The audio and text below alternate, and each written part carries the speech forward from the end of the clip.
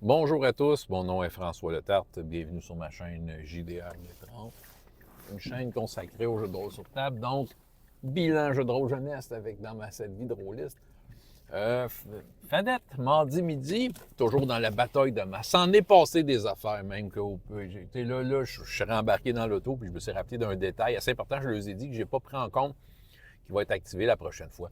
Bataille de masse, ils sont, eux, un groupe réfugiés dans une montagne qui servait de refuge pour des clans orques persécutés par d'autres clans orques du clan de la mâchoire et des hommes lézards, c'est ça. Puis, en fait, c'est ça. Du côté du clan de la mâchoire, ils ont un mage puissant et un tyrannosaure. La dernière fois, ils ont détruit le dirigeable qui lançait des bombes. C'était comme un plan machiavélique du mage. Et c'est ça, j'ai oublié, il y a un autre dirigeable qui s'en venait pour défoncer veut dire de la montagne. Il se pose des questions, là, parce que là, une des informations que j'ai divulguées, c'est qu'il ne voit plus le mage sur le champ de bataille. Mais le loup du kobold a senti de quoi, puis son kobold, le joueur qui joue le kobold, est allé voir un pentacle, le corps de l'espionne morte dedans. Ils en sont venus à conclusion, à force de regarder, que c'est un pentacle de téléportation. Qui s'est téléporté là? Il s'imagine que c'est le mage puissant, le fameux Oxymai, qui est là, et il se dirigerait vers la caverne souterraine, dans laquelle il y a un lac et un donjon qu'ils n'ont pas encore exploré parce qu'ils ont eu la chienne. Et là, je pense que je vais les obliger à aller là. Ah, ou pas, parce que lui, il a un plan. C'est ça, Oxymai est possédé de l'esprit de la reine d'Apotique, un royaume au sud. C'est une nécromancienne. Elle a été détruite par un autre groupe de personnages il y a de cela 2 ans.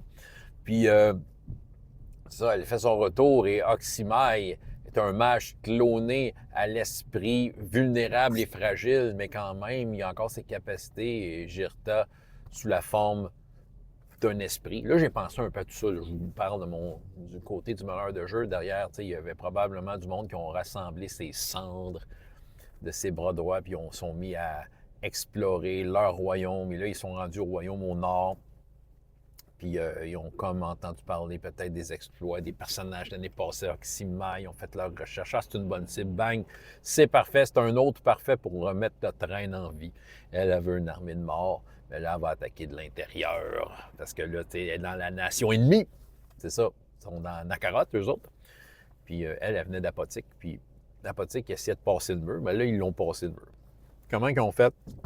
Tout, c'est une autre histoire, mais reste que c'est ça. Mais il y avait quand même des exploits. Le serpent prêtre du groupe a essayé comment on pourrait dire, de mêler le T-Rex. Ça, c'est une affaire que... voyons. Je suis mêlé dans les numéros. Excusez de cette interruption.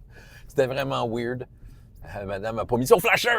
Bon, je reviens. On ne parle pas de sécurité routière ici. Hein? Parlez-moi-en pas non plus.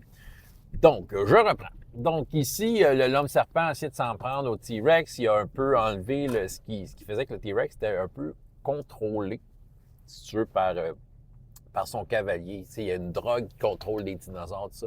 Fait qu'il a comme réussi à enlever ça à coup de point de chance.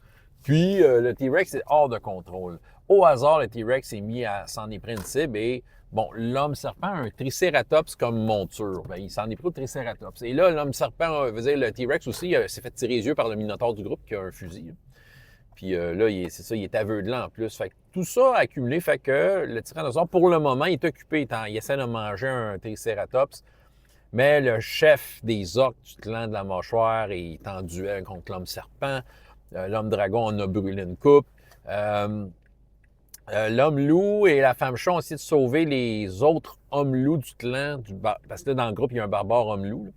Puis ils ont essayé de sauver ceux qui étaient comme prisonniers, qui étaient là pour faire exploser les bombes que les joueurs avaient mis devant la porte de leur repère, comme surprise, mais étant donné qu'il y a une espionne, l'espionne a probablement divulgué l'information, puis eux autres, la bouffe du T-Rex, ils ont décidé de s'en servir pour faire exploser les bombes, ce qui n'ont pas réussi, mais reste que les hommes loups, ils ont les yeux bandés, ils se font poursuivre par des insectes piqueurs invoqués magiquement. Fait que là, à chaque tour, je faisais rouler un dé sur le nombre d'hommes loups qui se dirigeaient vers les bombes. Fait qu'ils ont fait des actes héroïques pour les sauver.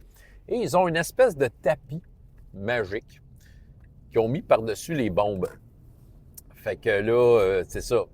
Le tapis magique, ils ont trouvé ça l'année passée. C'est un tapis que tu mets à terre, puis tout ce qui est en dessous est comme caché pour vrai.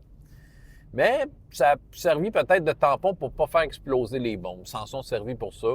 Fait qu'ils ont pu sauver peut-être la moitié des hommes loups. Les autres ont passé tout droit, ils ont marché sur des bombes, tout ça.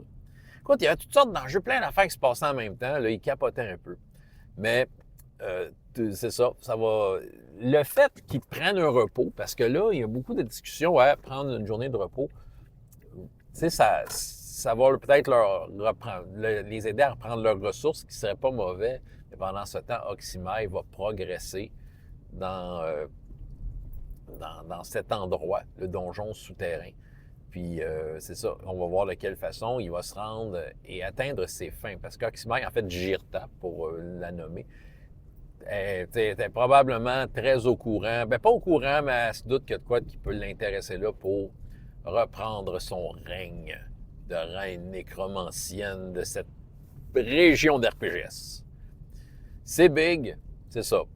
Fait que c'est ce que j'avais à vous dire. François Letarte, JDR des 30. Et jusqu'à la prochaine fois, ayez autant de plaisir dans la vie que dans les jeux. Au revoir.